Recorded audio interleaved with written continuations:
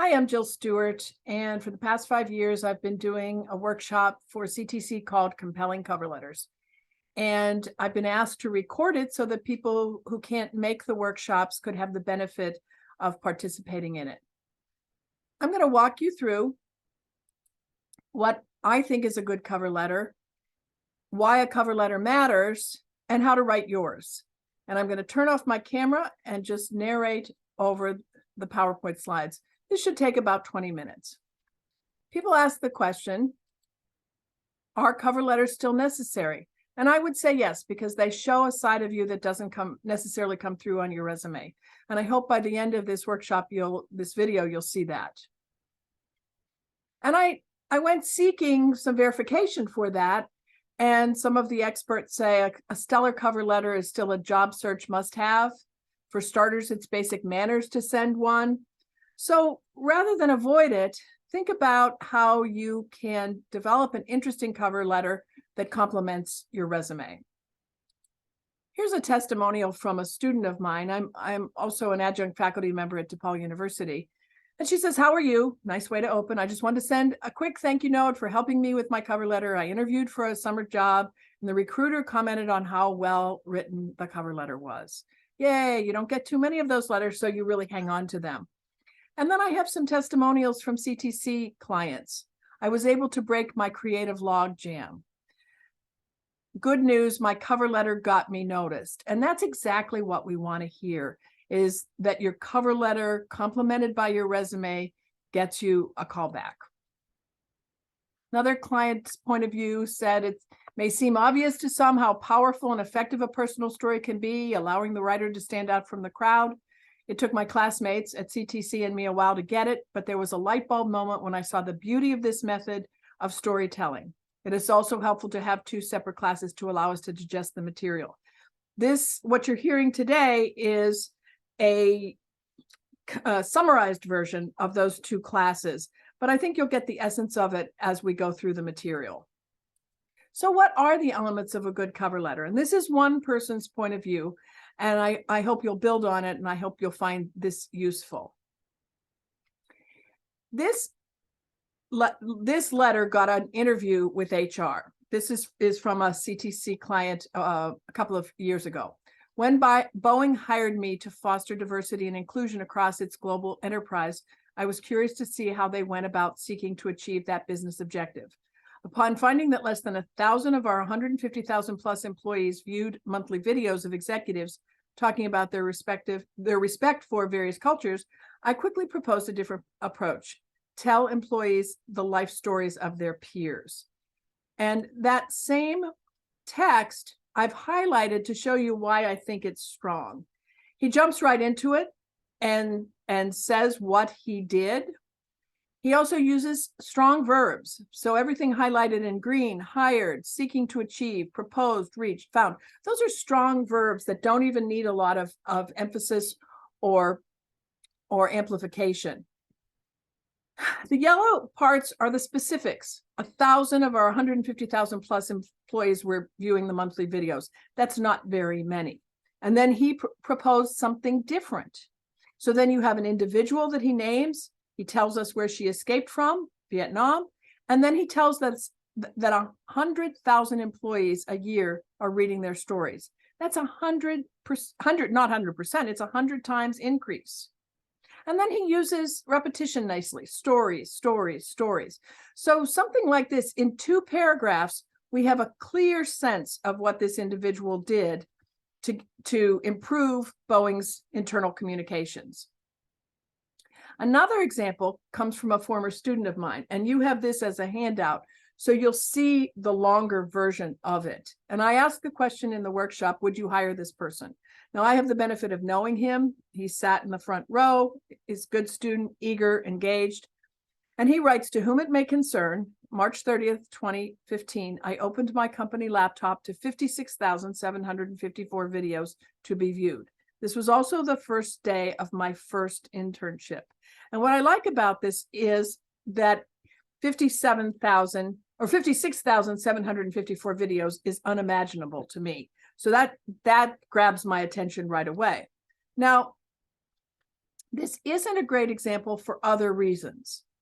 It lacks proper formatting, it's too long, it's overly casual. But on the other hand, it's dramatic, it tells a good story, it uses numbers and specific details. He tells us the action that achieved results. He gets a promotion as an intern and gets his own office, as you'll see from the handout. And it demonstrates who this guy is. He doesn't say he's persistent. He doesn't say he's a hard worker. He demonstrates it. He shows us how he is that way and how we can get to know him better. Similarly, another example, also from a student letter, starts out, "It was a retail nightmare." Well, now you have my attention. Did something catch on fire? Was there a flood? What exactly happened? And he goes on in the first paragraph to say, "The 2016 holiday shopping season was pure retail horror. One particular day stands out, Macy's famous one-day sales. It was a Saturday, and I was tired from closing the night prior. I had about 8 customers, which was way more than I could possibly handle." And then he tells us about these 2 customers and how he sold each of them 2 pairs of shoes, and what a positive experience that was. Quick side story, he sent this letter in to the mayor's office of special events here in Chicago, did not get the internship. However, they saved his letter, and when the internship rotated around and was available again, they called him, gave him the internship, brought him in, walked him around to talk to people, introduce him to people, and talked about his cover letter. From this, you know that this particular individual is kind and patient and persistent.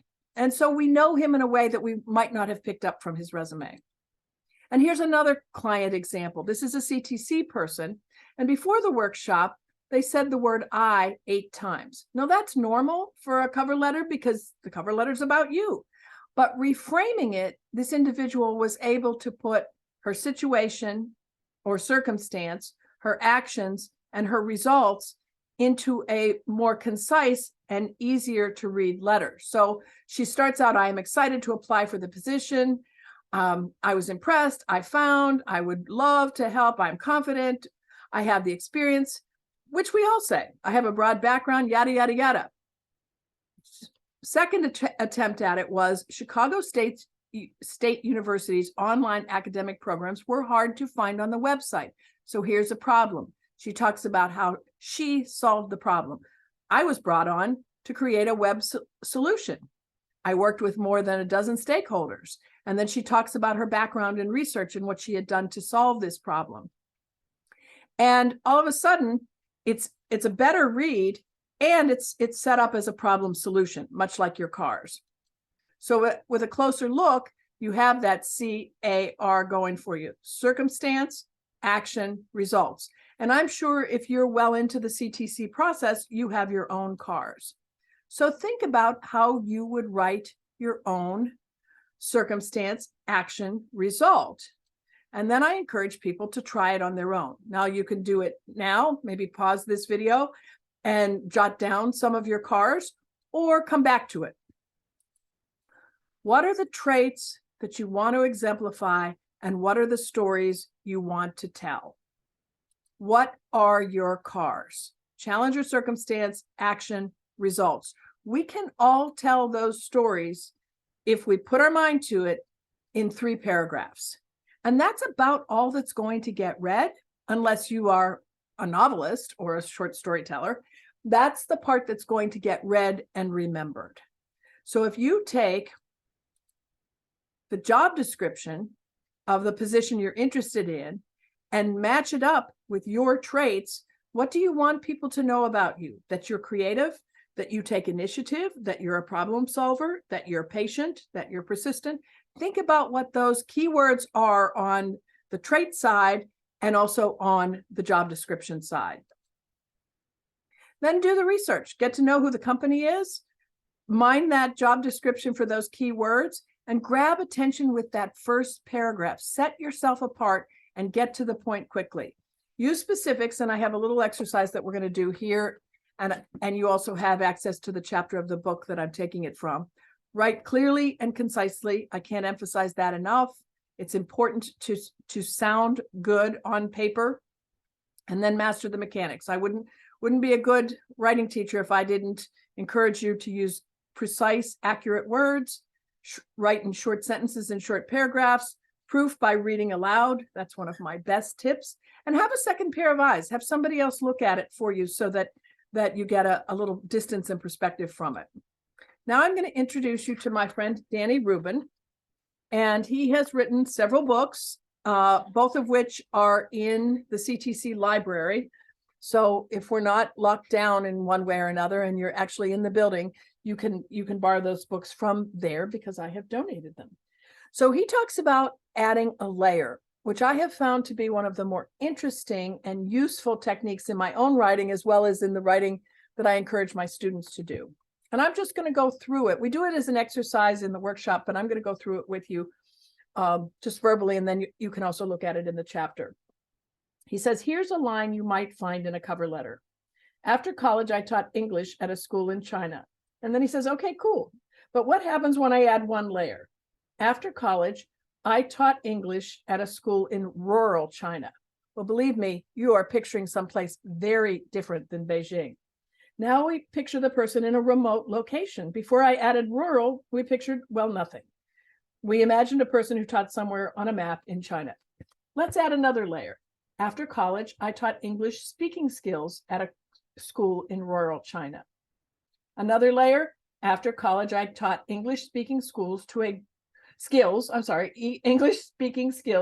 group of 25 school-age boys at a school in rural China. And then there's another layer, and then his final layer is, after college, I taught English speaking skills for 1 year to a group of 25 school-age boys at a school in rural China, more than 1,000 miles from the nearest major city. So now we get a picture of how truly remote that is. And that person comes in for an interview, and we have a lot to talk about because they've told us this really interesting story in a single sentence.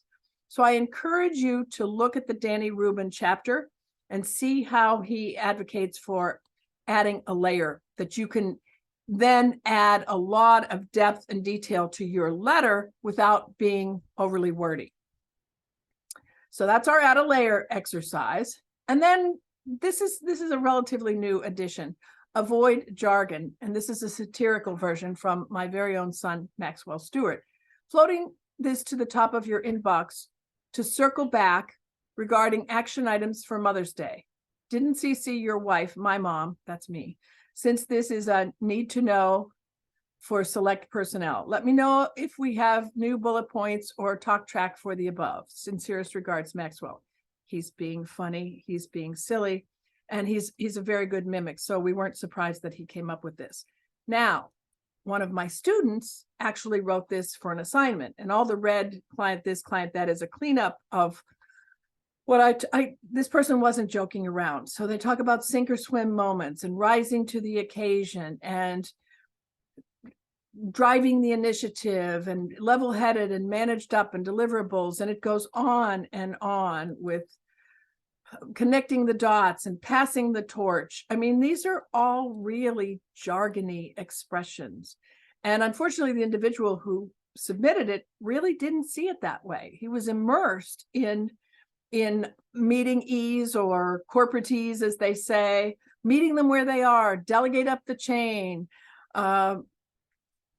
challenging the status quo. Be aware of what cliches are. And then, as we say, keep the idea and find a fresh way to say it.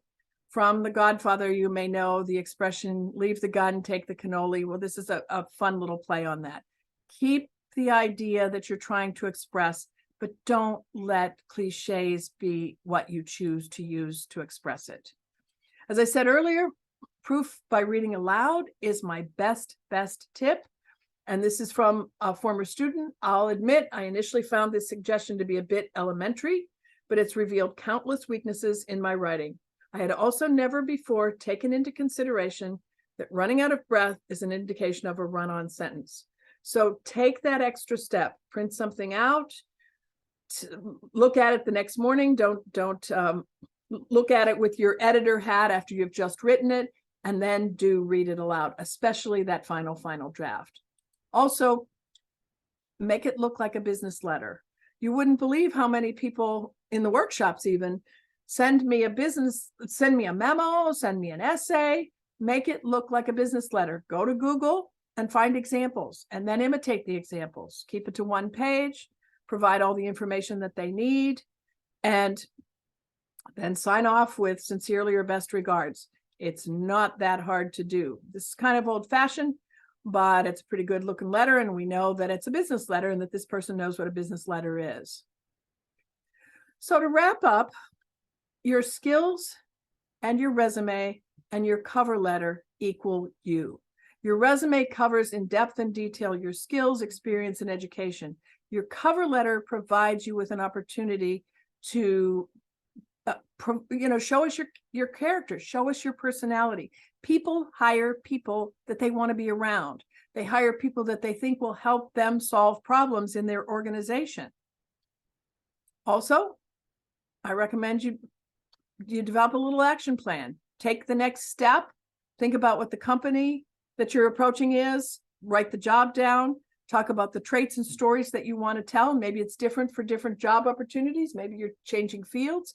And then commit to some sort of timing. Give yourself a deadline. I hope this has been useful to you. I hope this will enable you to get started if you've had a hard time grappling with a cover letter. And I would welcome your feedback on recommendations for future attendees, how we might make this more interesting for other clients. And by all means, share your successful letters. I would love to see letters that have worked for you. I've provided some resources and handouts. The Rubin books, as I said, are in the CTC library. The chapter's available to you as a PDF. I have a book list and a resource list if you're interested in thinking about better writing. I've also drafted a one-pager called Common Errors.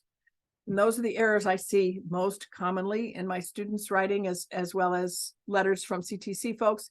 And then some of the letters that I read from, you have the full text of that as a handout. So that's available to you from CTC.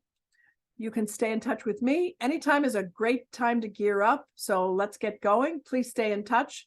I wish you the best of luck in your job search.